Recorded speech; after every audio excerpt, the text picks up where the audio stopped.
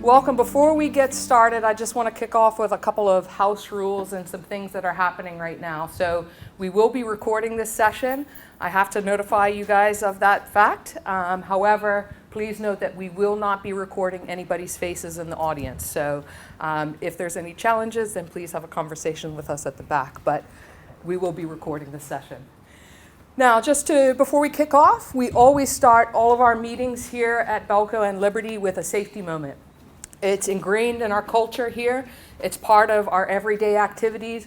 We want to make sure that safety is a focus in terms of what we do.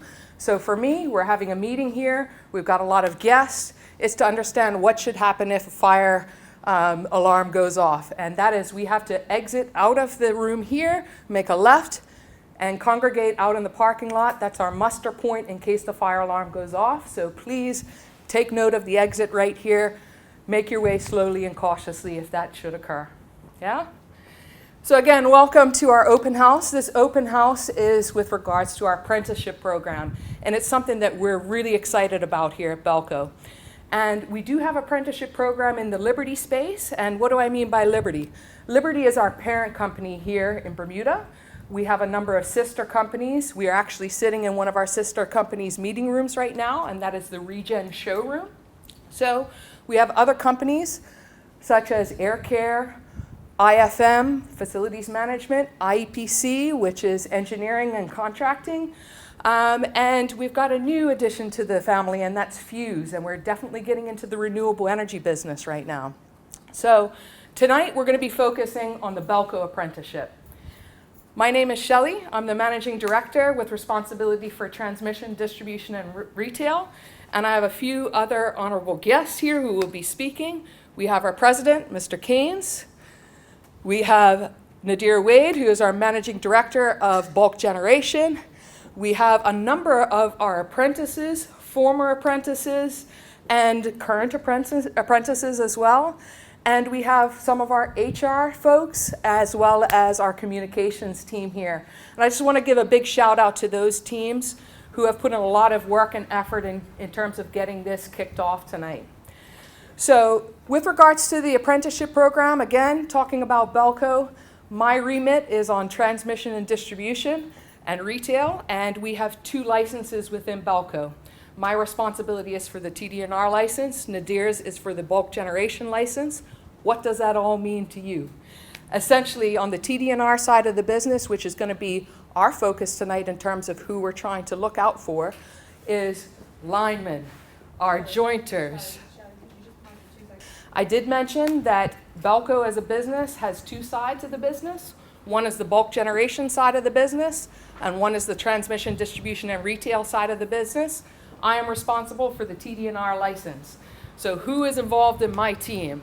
My team includes all of our overhead linemen. So they're the folks that you love when a hurricane comes through and you want to get your power back on. And a lot of my apprentices that are in this group here this year are overhead linemen. We also have our cable jointers. We have substation electricians. On the bulk generation side, it's more mechanically focused and some electrical focus as well. So tonight is an opportunity for all of you to get the line and length of what our apprenticeship program entails, what our recruitment drive looks like, and it's an opportunity for you to ask the questions of us prior to us kicking off this program. We're looking for the best and brightest and talented young Bermudians to join us at Belco. And when you come here, it's a place you love to come, and you come here to work. I myself have been here for 24 years. I started, sorry? 10 more people coming, okay. All right. I myself have been here for 24 years, came in as a technician. So clearly this is a place that I like to be, and for a lot of our Bermudians that are involved here, you will find that they do end up staying. It's a career, and it's something that you enjoy and you love. And it's very much a family environment in terms of our guys. When you join the apprenticeship, they'll tell you about how they've become really good friends, comrades. They support each other, they help each other, because this is a job that requires everyone to keep each other safe and to communicate with each other. But again, this is your opportunity to ask us questions, to ask those apprentices that are currently enrolled in the program what questions you may have about what to expect, and then just to understand how to apply. So welcome again, and we look forward to asking us plenty of questions. Thanks. With that, I'll hand it over to Nadir Wade. All right. So I'm told there are more people coming, so I'll just stall. My name is Nadir Wade. As Shally mentioned, I'm the Managing Director here at Balco with responsibility for generation. Inside of our room here, we have a number of our directors that also lead the company. So it's not just the Managing Director, the President, and HR, but we also have a number of directors and other employees that also are part of our business. Here we're talking about the apprenticeship, which is really important. So I myself was never an apprentice. However, over the years within our history, we've actually had a number of apprentices that rose through the company over many years and actually rose as high as president or vice president of the company itself, and actually took on leadership responsibilities after going much farther than the apprenticeship. I say that because our apprenticeship is over 30 years old. So it's not a new program. It's something that's been going on for over 30 years, 30 years plus. It's had different iterations of the apprenticeship, but the core foundations of the apprenticeship remain the same. While they remain the same, as we know, the world has changed. Life has gone on from 30, 40 years ago. Technology has changed, equipment has changed, materials have changed, but what hasn't changed is things like safety, things like the foundations of electricity and mechanics. Physics hasn't changed. They may come up with different discoveries and whatnot along the lines of science. Now we have the advent of, for example, solar and renewable energy. However, the fundamentals are the same. I think that's important as we talk about the apprenticeship and what the apprenticeship represents. So a 30-plus year program based off the fundamentals of electricity, mechanics, physics, science, and then English and mathematics. There is a fairy tale out there that because I like to use my hands, I don't have to use my brain. I'm kind of like maybe the grumpy one in the group. And if there's anyone here that believes I like to use my hands, but I don't like to use my brain, then frankly, this is not the place for you. And I have to say that with all seriousness, because I take it back to the safety aspects of the job. Our apprenticeship is a 4-year apprenticeship, so it's a commitment. It's a contractual relationship, right? And this is really important. It's an employment contract, but it's very different from our general day-to-day contract that we have with the rest of our employees. It has its own special contract. It's a partnership that we'll talk about with workforce development and the government, but it's very much led by Balco itself. So within our apprenticeship and this 4-year program, we like to say you earn while you learn, right? I'm not sure about you, but I never really got paid to go and learn, right? When I was learning in university, I had to pay my own tuition, or I had to figure out a way for someone to pay my tuition, and it wasn't a company doing it, and usually it's people's parents and all those type of things. Here, we as a company, as Balco, we see it as an investment. We see it as a vision. Our apprenticeship represents the hope and the future and the dreams and the aspirations of our company, but more importantly, the aspirations of our country. So that's what makes it so significant. And frankly, there are not a lot of companies in Bermuda that are doing apprenticeship programs, which is actually telling when I look around the room and I see the amount of young men and young women that have answered the call. But this only represents a small subset of the people that are likely to apply for our apprenticeship. Just to give you a sense of what is, we did this about 3 or 4 years ago, and some of the guys are here and they'll talk about their experience. And we had over 160 to 170 applicants. Sean will go through the application process and all those things. I'm here really to kind of set the field and kind of give you the reality. So we talk about earning while you learn. We talk about traveling overseas to the UK for approximately a 2-year period. So that's kind of like on and off, back and forth, traveling at different periods of time. Again, I haven't lived it. These guys have lived it. You know, it's a sacrifice. It's a disruptive experience in terms of going back and forth. You know, we're also looking for people that have the maturity in certain ways of, you know, being able to go overseas, to study academically, in classrooms, but also get practical hands-on experience. So I take it back to my statement that if you believe that, hey, I like to work with my hands, but I can't use my brain, or the opposite, I'm very good theoretically, but I don't even know how to use a screwdriver, then it's also going to be a problem, right? And while I wear a suit and a tie, I can tell you I know how to use a screwdriver, right? But there's a problem for an apprentice that doesn't know how to work on the tools and doesn't know how to think critically. So there are a number of things that we're looking for within our apprenticeship, but essentially we give you 4 years of on-the-job training. So we like to say that our apprentices, as good as they are, they really can't do anything by themselves until about 4 years. One way or another, 4 years minimum is when they can be allowed to do something on their own. And that's due to the safety, the hazard, the dangers, and all those things. I don't want to scare anyone, but I just want to tell a real story. Last week, we got a call from one of our sister utilities about an accident that actually happened in real life in Grenada, where a person within our industry, and this is how serious it gets, a lineman was on the line, something went wrong. I can't say the reasons why, I'm not going to go into all of that, but the gentleman lost both of his hands from electricity.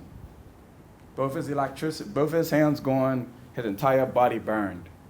This is the reality of this particular industry. I'm not saying this to scare anyone. I'm saying this to level set and let you know what's really at stake. Why we run a rigorous program, why we run a rigorous shop, why sometimes we're uncompromising on the standards that we have. I'll sit here and be transparent as the person that was, I guess, volunteered to revamp or support and revamping our apprenticeship with the help of our HR department and many of the people that you see in the room, because at one point in our history, we had a failing apprenticeship, right? And that's something that we have to earn. Now, what does that mean? When I tell you that we had a program that ran for 30 years, what I mean by we had a failing apprenticeship for a small period of time, we had approximately, for a period of over probably 5 or 6 years, we had about 10 apprentices, which is a pretty big cohort of investment. And I had to talk to about investment, and we'll get to that. But that apprentices that came in our doors, and after about 3 to 5 years, at least minimum, 10 of them failed out of the system.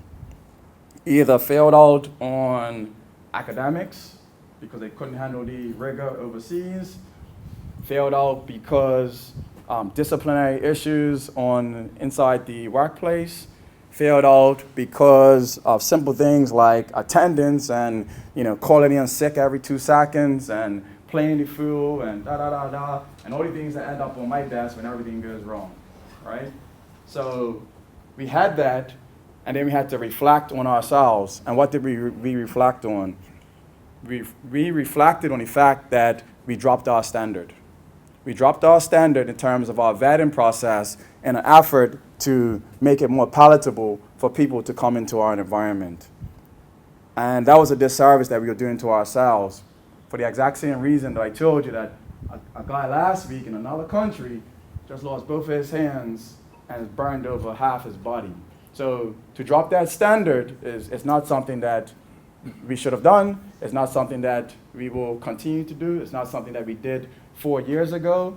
And the best validation that we've gotten is when our senior employees that we admire the most, who have been part of the process, get up in a room and say, our apprentices are doing well, and it's because we stuck to our standards. So I say that to say that we're going to continue to, through this apprenticeship, we're going to look for standards. May I have the next slide, please? Maybe it's up. Oh, sorry, it's here. Sorry, two screens. So what are we looking for? We're looking for critical thinkers. I mean, everyone in the room can read. We're looking for people that have work ethic. I am not looking for headaches. Simple as that. I'm the blunt one in the room. When it comes down to headaches, I probably deal with them probably the best, right?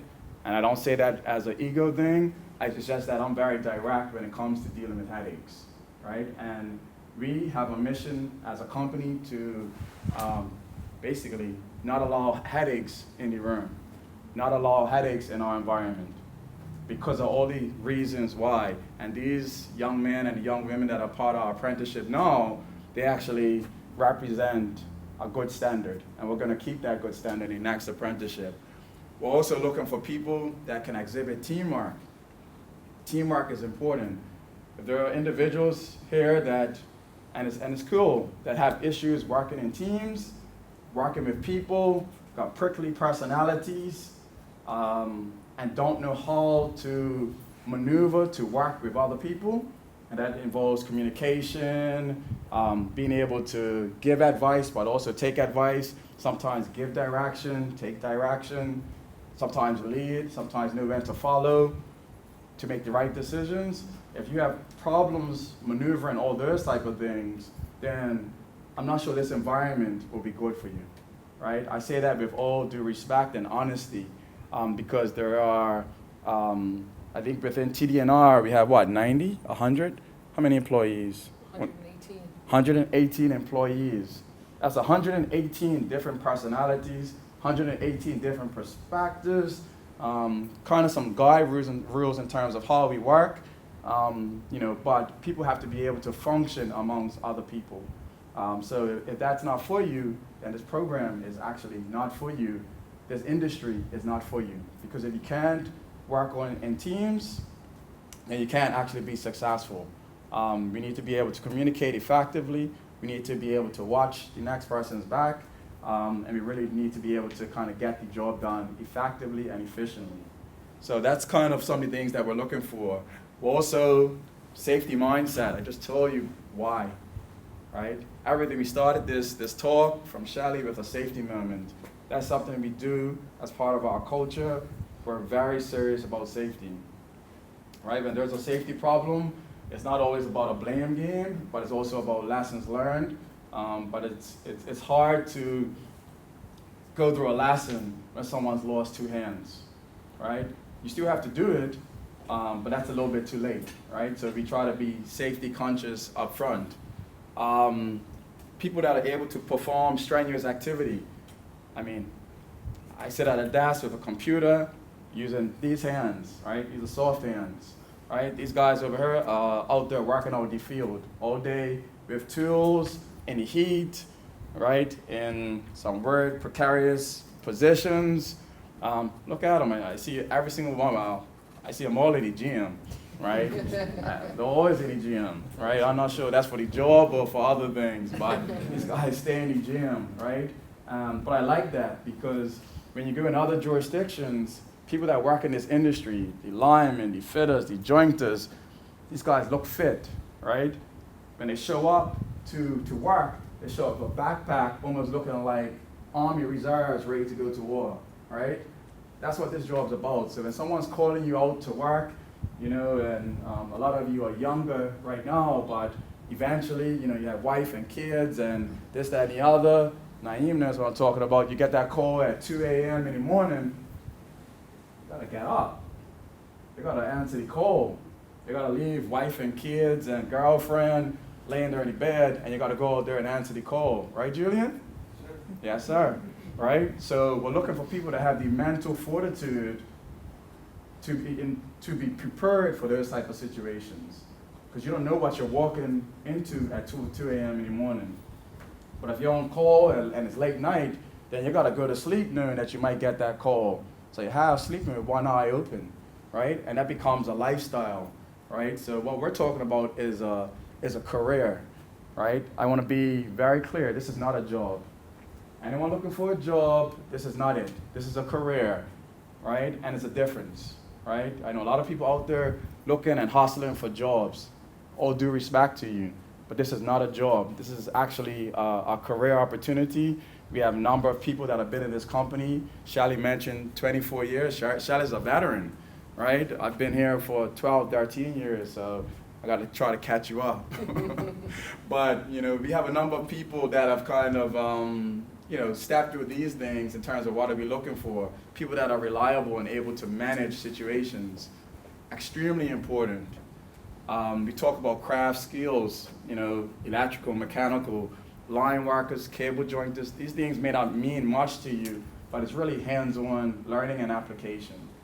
One thing that I'm big on, that I'm not looking for, that we're not looking for, and this is why I'm just going to call it like it is. We moved our chairs from looking at our backs to looking at our fronts so that we can observe the room, right? So everything's a test. I'm just being honest with you. Right now, we are observing. There's that came in late, and there's who this, that, and the other. You know, it might be very good, valid reasons and all these things. You're not gonna be kicked out for having walked in late. But I can tell you, there isn't a moment from the time you step in our presence that we're not looking, we're not asking questions, we're not, you know, observing. Who knows? Today we'll say, oh, who's that guy? We'll go back and go look. And then ask some questions, go look around, ask some people that may know you, all these type of things to find out if this person is willing to do the work and to sacrifice to be in our program. And are they worthy to be called a Balco employee? Because I can tell you, out there, everyone wants a job at Balco. I don't know why, but everyone wants a job at Balco. Ryan, you know why? I think you know why. It's a great place to work. Right? It's a great organization to work in, but we're serious about our business. The one thing that I despise the most, and I think Ian will agree with me, is entitlement. Entitlement is something that we have zero, zilch, nada tolerance for. And what does entitlement mean? Entitlement means I think I deserve every little thing before I've earned anything, right? If anyone that has that attitude, if we even sniff, smell, see, hear, you know, that one little inkling of entitlement, it's a huge turnoff for us. But let me tell you something about entitlement.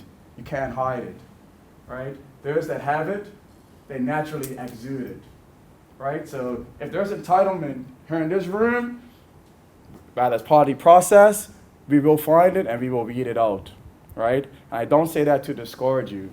It's actually to encourage you, even if you are having entitlement thoughts, that you have time to reverse it and to change your attitude, because this is an opportunity worth aspiring to.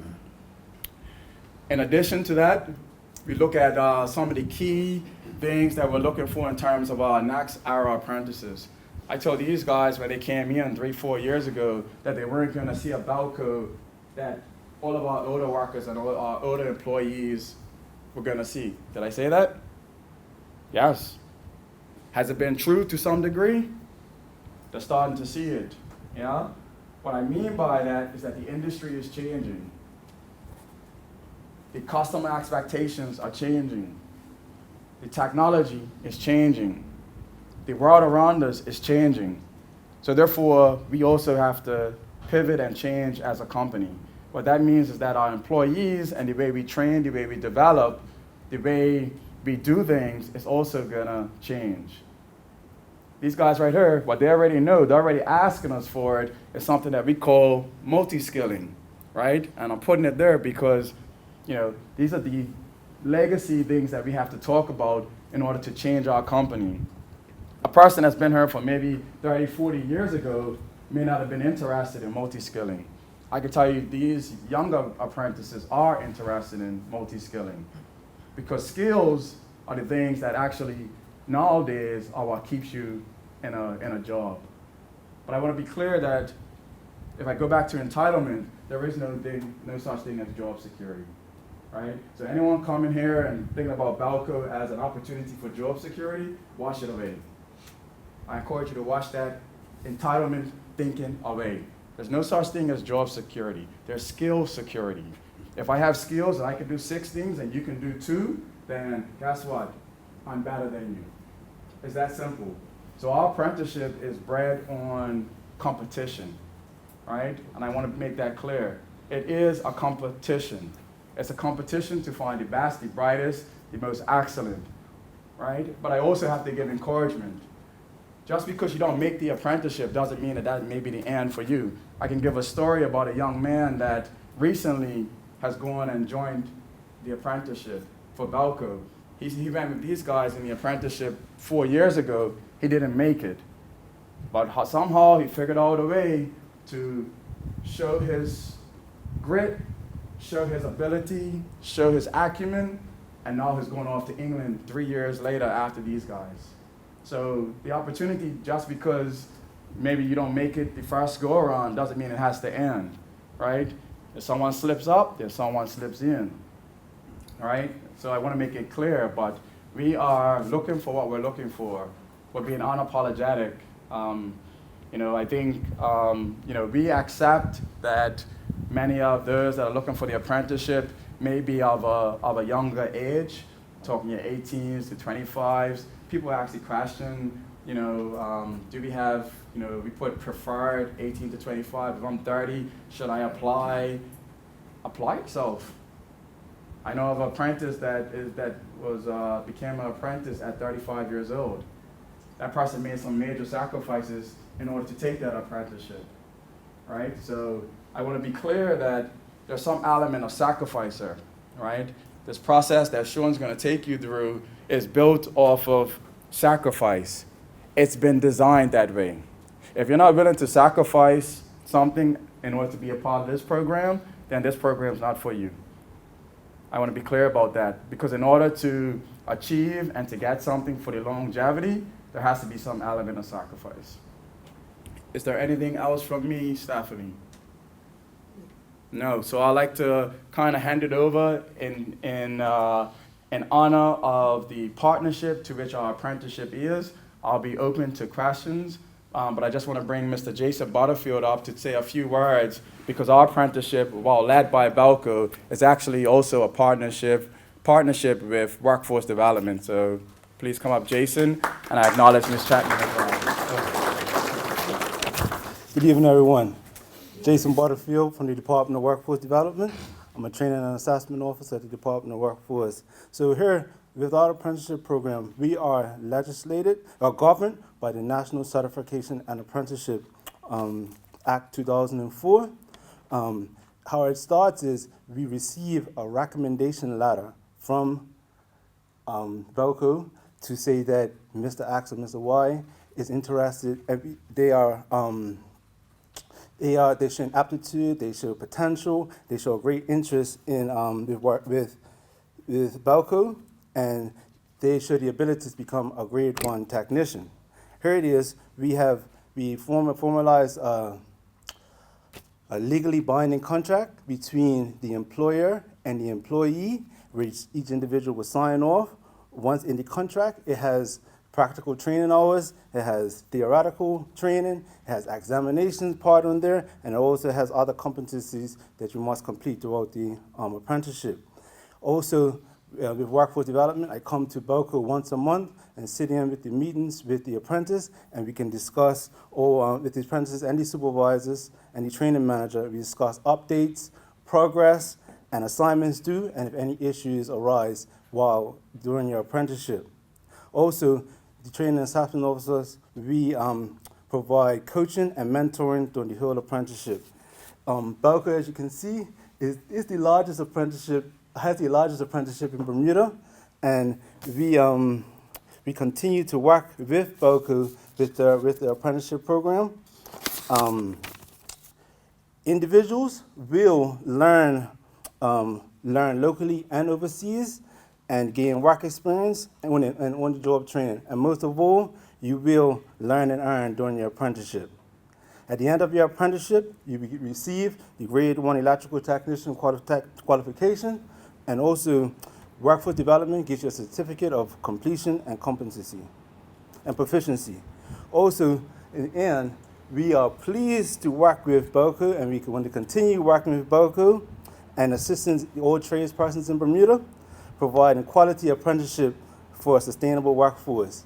And if anybody has any questions, we are located at the Old Magistrate Court Building, or you can visit our website for any questions on www.dwd.bm, or you can contact 297-7714 any further questions or concerns. Well, we enjoy being partners with Belco, and we look forward to the new apprentices coming on board. So, good evening, everyone. My name is Sean Roberts. I am the Training and Development Manager here at Belco, who has oversight of the apprenticeship program as well as their department heads. So, I just want to go through some of the requirements and the application process. As Nadir said earlier, it's a competition, right? The competition starts from today. When you submit your application, that application has to be thorough. We get over 100 applications, and at least 25% of those are incomplete. That pile of people gets put to the side, because how you show up today is how you're going to show up every day. Okay? So if I go through the requirements, you will see this on the Belco website. You need a completed high school diploma or GED equivalent. Nadir spoke about the age of 18 years or older and the preferred age, but anyone over that age, if you meet the requirements and you're one of the better skilled applicants, by all means. You have to have the ability to travel overseas for training and international disaster response. So currently our apprentices go to a utility or trade school in the UK. So you're going to need to be able to travel to the UK. You're going to need a UK passport. So if you have a Bermuda passport, please, if you're interested in working for Belco, go get your UK passport. Makes it much easier to travel, and the utility schools require for you to actually be there.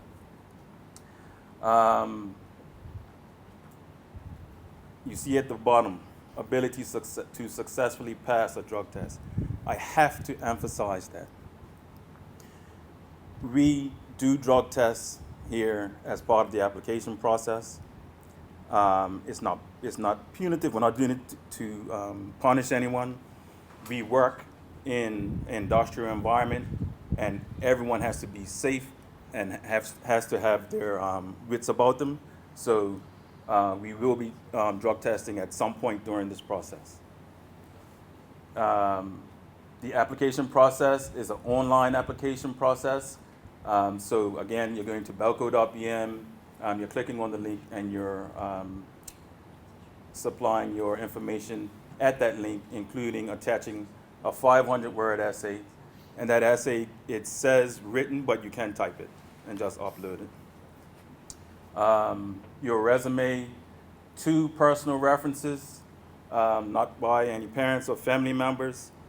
If you have any employment references, 2 of those as well, and your highest level of education transcripts.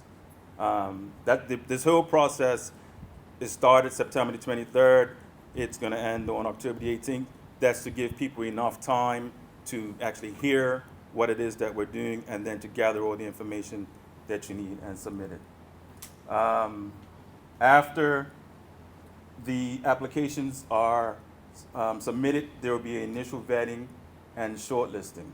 So again, we're looking for the best and brightest after we review resumes and all the other information.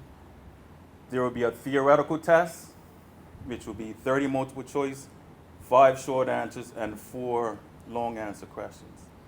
So we also, on our website, we provide links for you to access the information that's going to be on the test, and so you can do a review to prepare yourself for that test. We will do a practical assessment as well, and then after that, there will be interviews. So once you go through the theoretical test and the practical assessment, we will shortlist for interviews. We will have a couple of panels of people that are within the human resources team, within the departments as well, and some industrial staff as part of those panels. We go through a rigorous 7-day boot camp. All of these guys here in the front went through the boot camp 3 years ago. That boot camp includes a heavy load of safety training. So our occupational health, safety, and environment team come in and they talk a lot about safety because that's a priority that we have here at Belco. We also have teams from the various departments that come in and they will teach you about what we do here at Belco. So various departments in the bulk generation team and our transmission and distribution team, they come and they will show you what it is that we do here. Everyone will have to write logs. All of these guys, for their competencies, they have to write logs. So on a daily basis, you have to write down everything that you've been taught because we will be testing you after that. Also, we do a lot of team exercises. The last time we did a lot of physical training as well. So there is a physical training component. You have to get up early in the morning, maybe 6 o'clock, and meet us somewhere and have to do some physical training. We might be taking you up to the Bermuda Regiment to do an obstacle course. We might be taking you to Outward Bound and do something overnight. We will have a bit of community service that you'll be required to do. We will also have group projects that you'll have to do. You may have to come in and work on the weekend. You will definitely have homework to take home at night. You will have to work outside of 9 to 5 to get your projects done. And that week, you're actually physically going to be with us. So make plans to take off if you're working. If you're not working, that's fine. But be prepared to spend a week with us. And then after that 7-day boot camp, we have the drug screening and then the final selection of candidates. So we're expecting the process to be completed around mid-November. And hopefully a start date in early January. Yeah. Okay. I'm going to hand it over now to Zeldin Trott. He's one of our past apprentices and one of our INC technicians, and he'll give you a little bit of perspective on his progress through the program. Thank you, sir. Evening, everybody. I want to have a conversation with you on my journey and the opportunity that you have in front of you, and hopefully you guys understand what you can become or where you can go. My title is Protection and Control Engineering Technician in Grid Operations. I started off at the Berkeley Institute. I graduated, and then I went to the Bermuda College. While I was at the Bermuda College, I worked at Tynes Bay for 3 years. I done my schoolwork there, and then days I went to Tynes Bay to do my work. One of my teachers at Bermuda College was able to come and work at Belco, and she was a manager here, and she encouraged me to sign up for the apprenticeship program. I signed up, and I got the job. You have to realize that within Belco, any job, the company is looking for men and women, not boys and girls. So if you're coming here with your mama or your daddy, and you're thinking they're gonna help you, they're not gonna be with you every day in the field. They're not gonna be with you telling you, say, ask that question. You need to have the drive.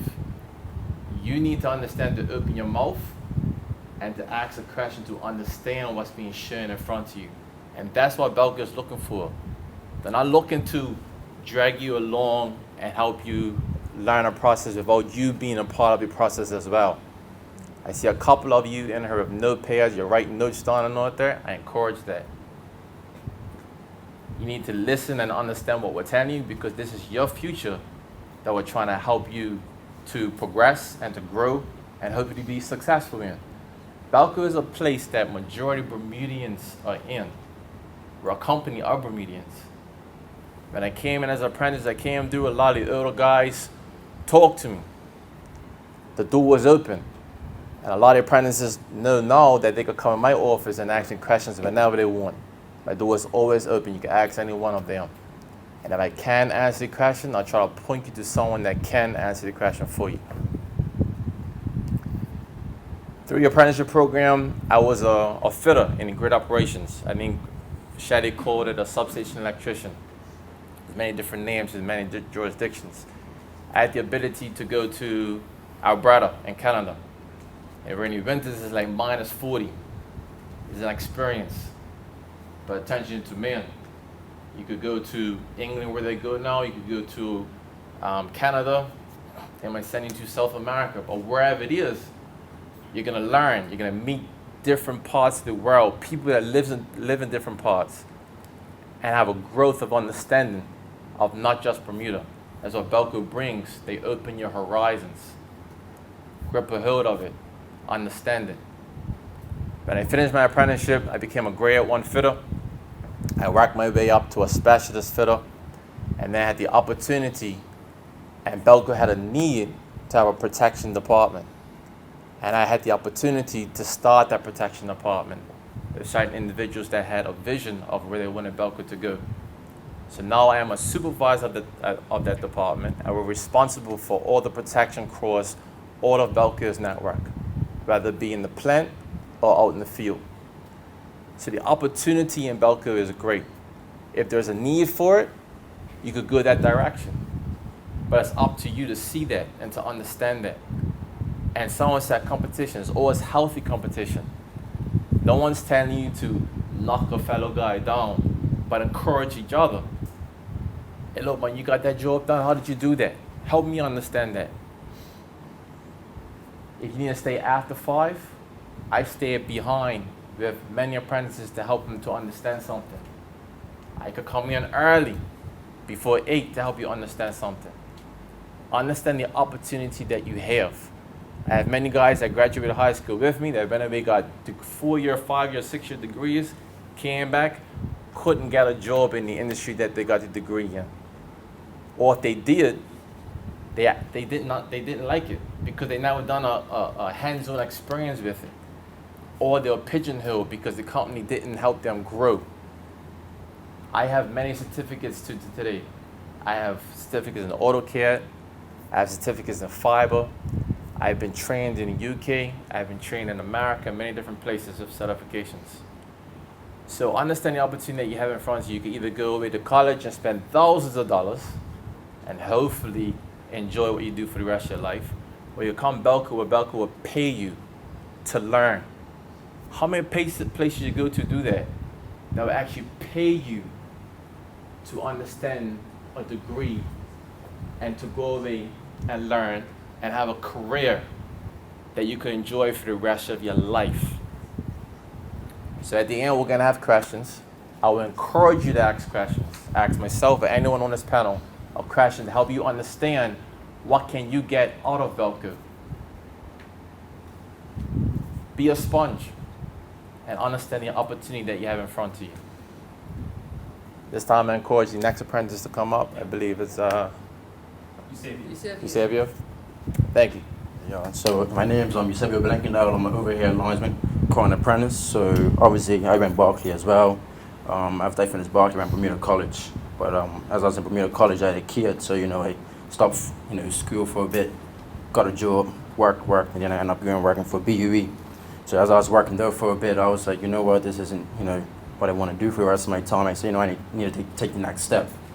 So taking the next step, obviously, I said, let me apply to Balco. I had a teacher at, I think, Bermuda College called Marson.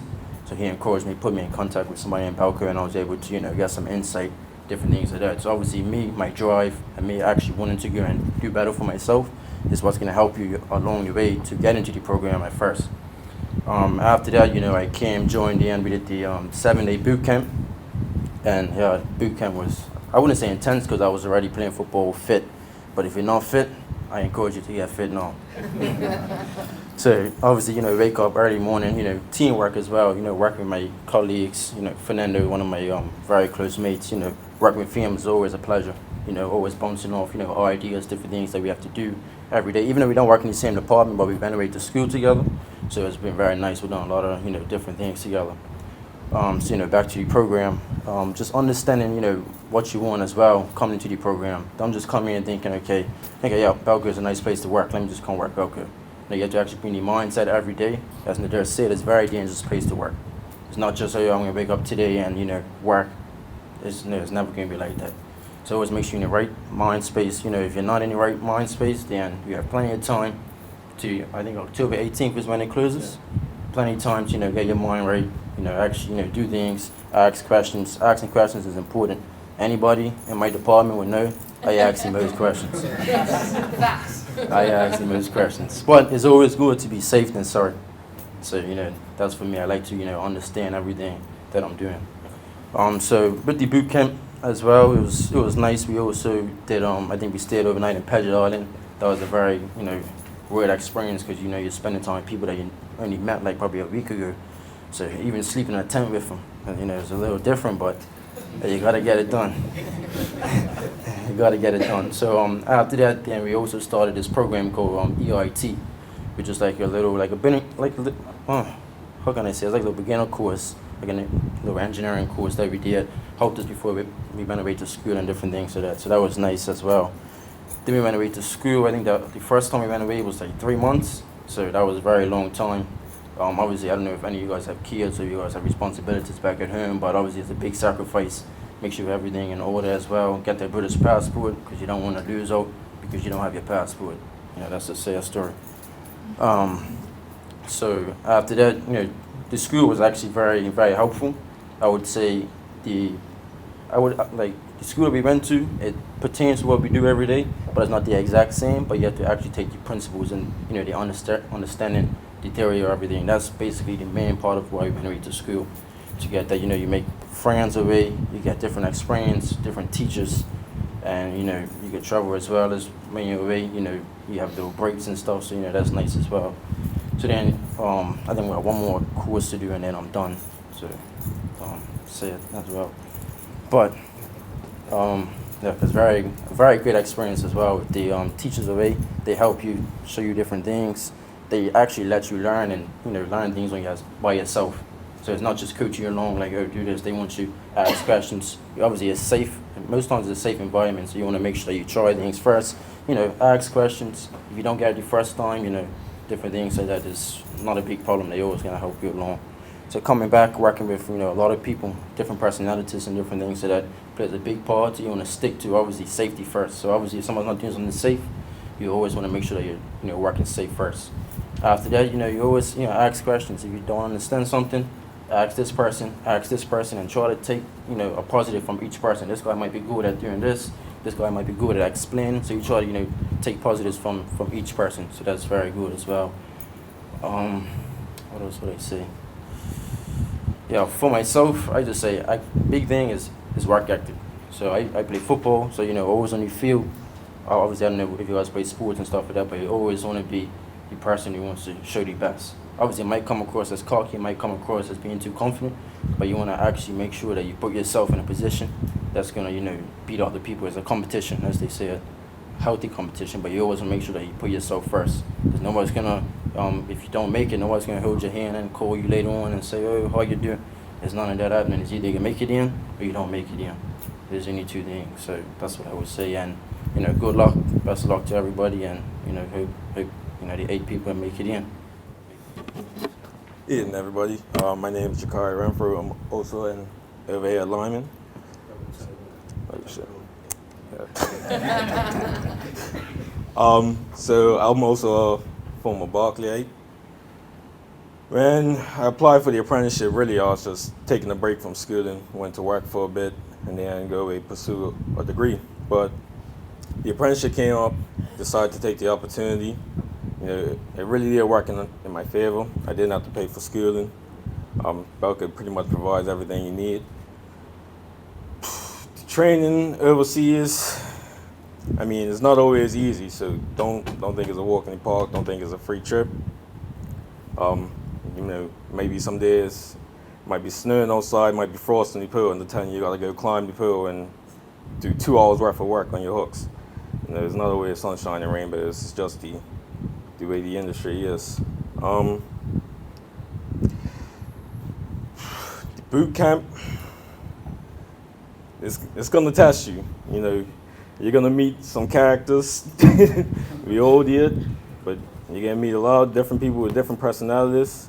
But you gotta learn to work together, because that's just how it is out there. You know, even when you come into the field, you're gonna meet a lot of different guys, and everybody has their own way of doing things. But at the end of the day, the main job is just to get the job done safely. So that's where your main focus needs to be. You need to be willing to compromise with others. Be very solution-based, not problem-based. You know, don't think about, okay, we can't get past this. What do we do? Everybody's all hectic. No, you gotta take your time. Everybody put your heads together and really think about it, because at the end of the day, your safety is paramount. Like you said, you can't die out there. You know, it's a very serious industry. And a lot of times, you know, you'll see guys maybe on the roadside, and you see them up the pool, and you may see somebody else just sitting inside doing nothing, and just think guys are just sitting off. But really, that's your safety watch. They're making sure that if anything happens to you, they're getting you down off that pool. Excuse me. Getting you down off that pool as soon as possible, trying to save your life. You know, it's very serious. And some guys just think, you know, just because they see people standing on the side of the road, that you're doing absolutely nothing. Hey, what are you doing there? You're making sure that that guy makes it home to his family. So it is very serious. As far as the training on the job, you progress basically by assessment for advancement. So we guys have a set of job cards that we have. You basically do this on a day-to-day basis. You just, as tasks come up, you complete them, and that's how you progress. So as you get through a series maybe like between 10 and 20 cards. You work through this, you get your assessor to sign off for them. Once you got a whole set signed off, you move up. So I think right now we guys on our second or third sets. We have 4 in total, I believe, before you become a fully grade 1 lineman. So we guys basically about halfway through. And that basically starts from the second you start work. You know, the first couple months, first about 8 months, I believe, before we went away, you're basically just watching, observing everything, seeing how things get done, passing tools. And your main thing, you want to make sure that whoever's in the bucket, they got what they need to do the job. So on the ground, you make sure everything's cool. Pins are set up for the truck. You got all the little materials and all that stuff picked out. So basically, you're just learning how to be a groundman before you can even be a lineman. When you come in, you're not a lineman yet, you're a groundman. And you just learn the field. And then over time, you work your way into the bucket, and then you start doing stuff on your end.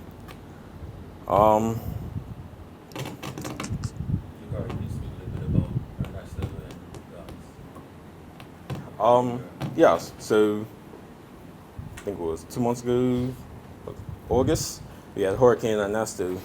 That was most of you guys' first big storm. I was down in the east end of St. George's, across the bridge. And really, I stayed in Hamilton Parish, but I had to stay across the bridge because we didn't have much linemen down in St. George's. So I think we had a crew of maybe 4 guys at the start of the hurricane working on that side of the bridge. You know, it was a good experience. I was working with one other grade 1 lineman. The other 2 were a fitter and a jointer. So basically they were scouting, and then we guys would go to whatever area and then make whatever repairs. You know, it was a real learning opportunity. It was a very experienced guy who I was working with, so I learned a lot from him. And hurricane times, you know, everything's all over the place. You know, nothing as far as the system is predictable. You don't know what you're walking into.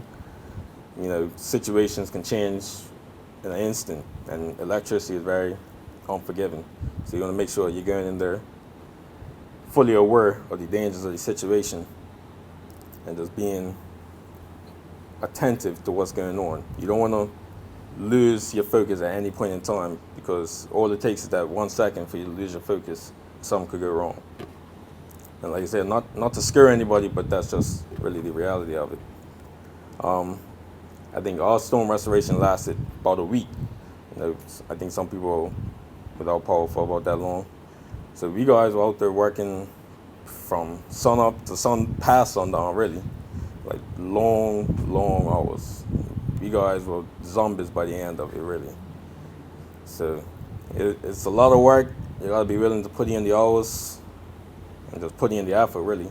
A lot of these guys out there won't ask you for much as far as knowledge when you first come in. They just want to see the effort. Just put your best foot forward. Don't be lazy.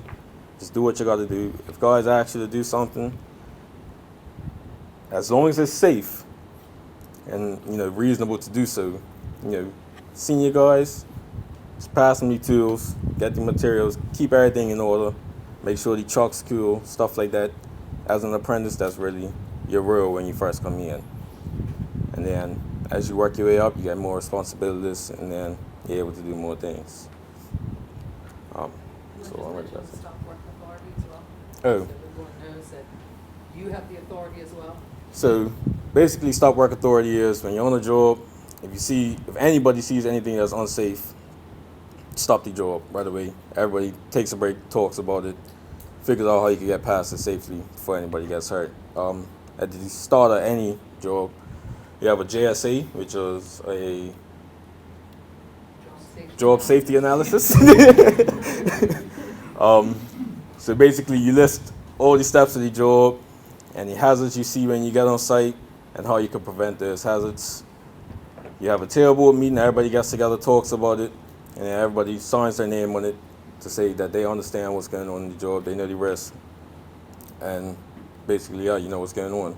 If anything strays further than that, you add it back to the JSA, because at the end of the day, that's basically a piece of paper that said you did what you were supposed to do to keep yourself safe. And that's telling you what you need to do to keep yourself safe as far as PPE, procedures, stuff like that.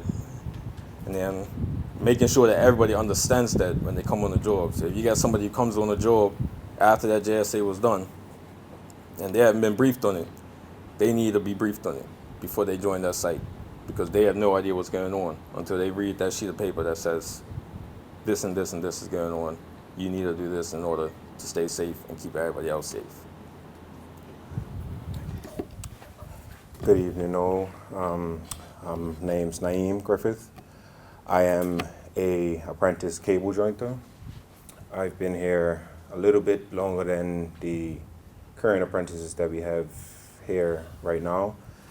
I would more or less speak on the safety aspect of ensuring that you do everything as safe as possible. And when you do first come in, I would encourage everyone to learn as much as possible, as soon as possible. Because the more you know, the more you stand of progressing throughout the whole process. And as some of my colleagues have mentioned, that throughout the whole process, it's not going to be easy. There's times where you are going to be challenged, but healthy competition is good competition. As Eusebio said, myself as well, I play football, so being in shape is very vital. It's important for your progression. It's important for you to learn throughout the whole process. Interacting with the new colleagues, the older colleagues is always important. You can live vicariously through everyone, and you learn something from each person. So not anyone has all the information, but information can be passed throughout each and every individual. I would also say that I've interacted with Zeldin a lot. Like he says, his door is open to anyone if you have any questions, queries, concerns. So I spend a lot of time interacting with him to even navigate through my process of the apprenticeship. So my job role is a little bit different from the linesman. I do underground work like Fernando as well. So cable jointer. So we do all of the, like if you see the trench work, all the roads being dug up, we do a lot of that underground cable splicing. So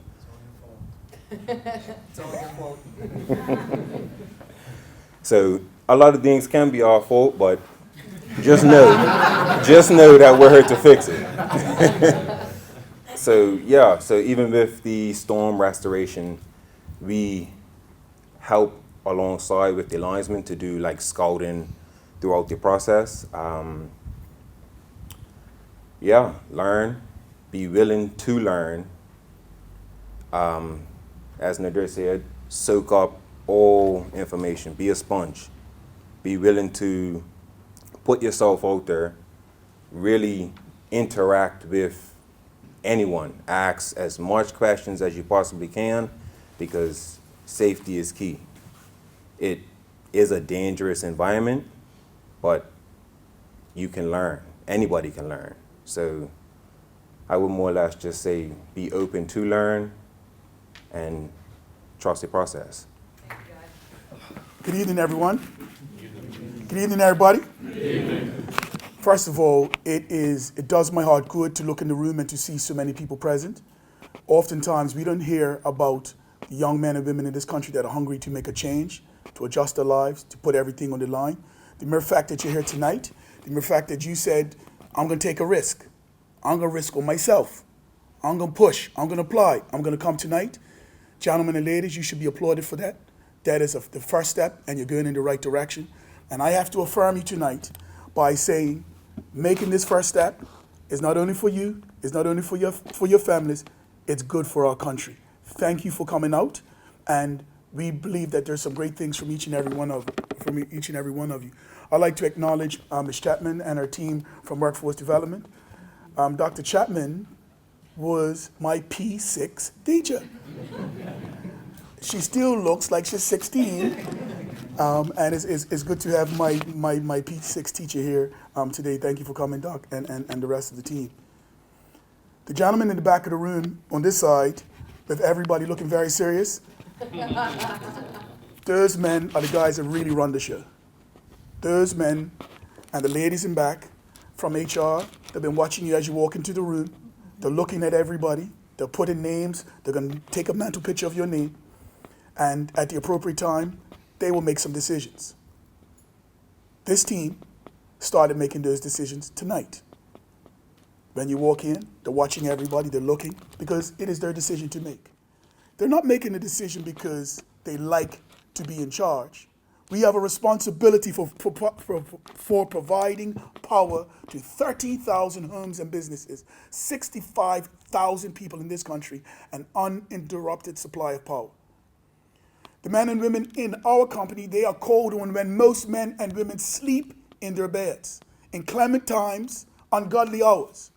Sometimes when their friends are going out to have a drink, when they're going to a party, they cannot go, they cannot drink. It is a sacrifice that they make to make Bermuda's and keep Bermuda in the standard of living in which we have. Sometimes people don't understand the sacrifice that the men and women in this country make to keep their lights on and to keep the standard of living that we have. You're joining a legacy of over 117 years of men and women that have come to this company and rolled up their sleeves and given 110%, worked ungodly hours when there was no thanks to be given, left their kids in their bed. The sacrifices that they have made year in and year out to make sure that this country has an uninterrupted supply of power. That is not something that most people will see. That is not something that most people understand. When we were all in our house cooling out during the storm, they were on their post. 8 in the morning to 11 o'clock at night until every light was turned back on. A level of commitment, a level of dedication, a level of heart that the average man does not possess. They don't have it. You've put your name forward to be a part of a team of men and women that have guts, moxie, hard work. The apprentices, I probably shouldn't say this because they haven't finished yet. These guys are the business. You hear me? These guys. I made a decision when I started at Balco that anybody that we hire is going to be a rock star. Take it to the bank. These boys are the real deal. They have a young lady on their team. They are the genuine article. They went off to England. I will check on them. They fly over to England to check on them, the progress, the academic progress. They're climbing. Everything that these guys have gotten, they have come back the top of every class that they have gone out. So when you see them there, just because they look like us, just because you know them from their neighborhoods, those are the baddest boys you can find in this country. And when they come back to this country, they will take their rightful place, and they will tell you nobody gave them a damn thing. They earned it, and they worked hard for it. And so when they stand and they get all of their certificates, and when they go home and they get their pay at the end of every month, they earned it. That is something that you have to feel on the inside of your stomach. Two things that I think that we are looking for above other things. Number one for me is somebody that's hungry. Somebody that says to yourself, this is where I am. I don't know everything, but I know I want to go and work harder, and I know I want to go somewhere else. That's the guy that I'm looking for. Not the guy that's trying to impress me with dubs. Not the guy that's trying to always be out front. Oh, I want to win. The guy that genuinely wants to be a better man and that's going to work hard. The guy that comes into a room and he don't know it, he's not afraid to say, I don't know it, can you show me? And when everybody's going home, he's in the corner practicing. That's the man that I want on my team. I don't want the guy that's all Hollywood. I don't want him. Because it's going to be a night when you just need somebody to watch that bucket and to make sure you're safe. Hollywood's not going to do that. He's going to be looking for the boss to impress. Yeah? He's going to be trying to do something else to get the limelight. We want the guy that is, they call it fastidious, a hard worker. Somebody that puts a shoulder to the wheel. When I think about where this country is going to go in the future, it's not going to be taken by me. It's not going to be taken by the men and women at the back of the room. It's not going to be taken by the team. It's going to be taken by you guys. That's why it's important. People have stressed this word Bermudian tonight. I'm not going to stress it because I don't believe that we need people from other countries. That's not what I'm saying. My mother's Jamaican. My dad's Bermudian. I have friends from all over. So don't think that I am anti people that don't come from Bermuda. But let me tell you something. We want young men that start a career here, that understand that these customers are their family members, understand that the safety of their brothers and sisters is paramount. We want people that want to make a better lives for themselves, and so we understand that we're all in this together. I want somebody that's coachable. I want somebody when the boss says you've done these 5 things wrong, he's not taking it personally where he wants to scrap. He understands that this man or this woman is in a different place and they want to give me the best that they have so they become a better person. You work hard, you're hungry, you're coachable, I think you'll be all right. I like about the apprentices, and again, I'm careful what I'm saying because they haven't finished yet. But I can tell you this, these guys have gone over to England. Nobody came back with any trouble. Nobody got kicked out of school. Nobody had professors calling to say these guys are not doing their work. Nobody didn't fly out there with them. These guys are doing a month work, flying out to England, doing the business, coming back. These guys are getting off the plane Sunday night, coming back to work Monday morning. Nobody's following them around. Hey, where you going to be? Make sure you're at work. These guys are going to London, going to wherever they are in England. They're staying out there. They come back. Look, I didn't even realize that they've been going. They're coming back. They're back on the tools. They're back working. What other job can you get?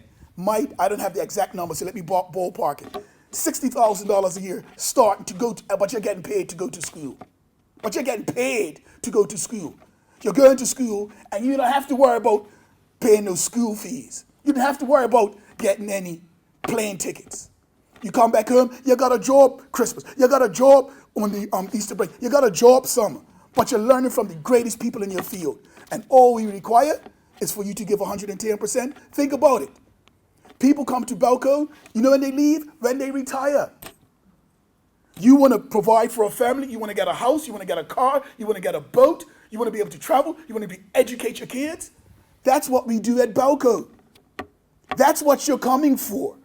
We expect specific things from you, and a part of the recompense, a part of the payment back is your way of life. is you being able to provide for your family, for you to be able to take care of your mom and dad, for you to secure the future for your born and your unborn children. That's what this represents. We're not going to give away that cheaply. We're not going to give away that cheaply. People keep talking about competition. Life is a competition. Life is a competition. You guys, before we go, we're going to put the websites back, all the websites that you get the information on. Go in there, practice those tests.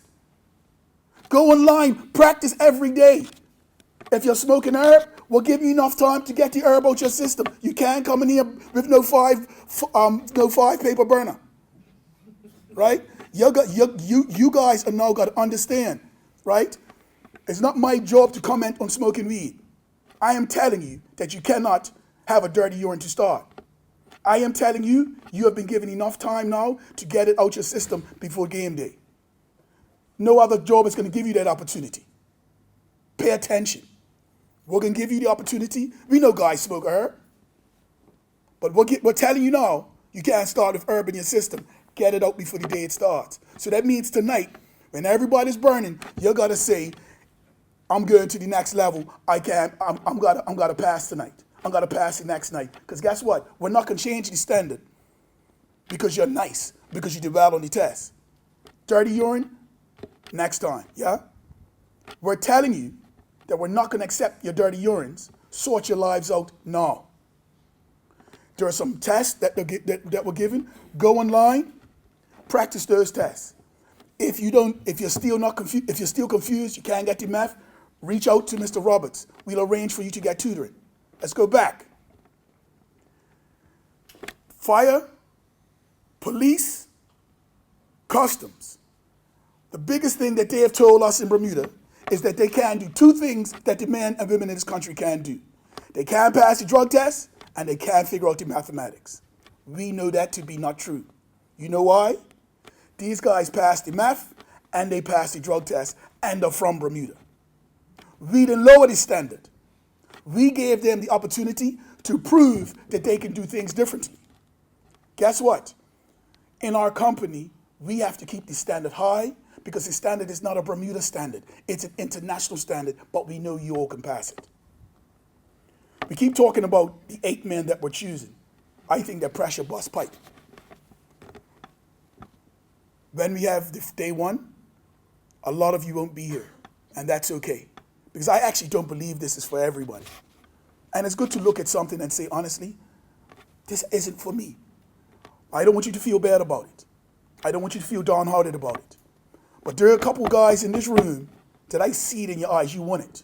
That's who we want. That's who we're looking to get. We're looking for the men, we're looking for the women in this room that are hungry for it. And guess what? You don't know everything. You don't have everything. We will make sure that you know everything and that you have everything. Come to the table, knife and fork ready, and we're going to feed you. We're going to make sure that you get the food. Yeah? Please, look around this room. We're no dissimilar than all of you guys. We are you, you are us. Sometimes you go in an environment and there's nobody that you can see that looks like you, that thinks like you, that had the same has the similar life experience than you. We all do. So because we made it through, guess what? You can make it through. So if you're not the best academically, that's cool. Practice the test. If you can't get through, reach out to Sean. What I want you to do is work. Show that you can do it. Be humble, be strong, work hard. And I actually believe we're going to get what the company needs. I believe that when I retire, when the men in the back of the room, when the women in the company retire, that we'll have a new cohort of men and women in this country that could take us to the next level. I actually wish everybody the best, right? Nadir said it earlier.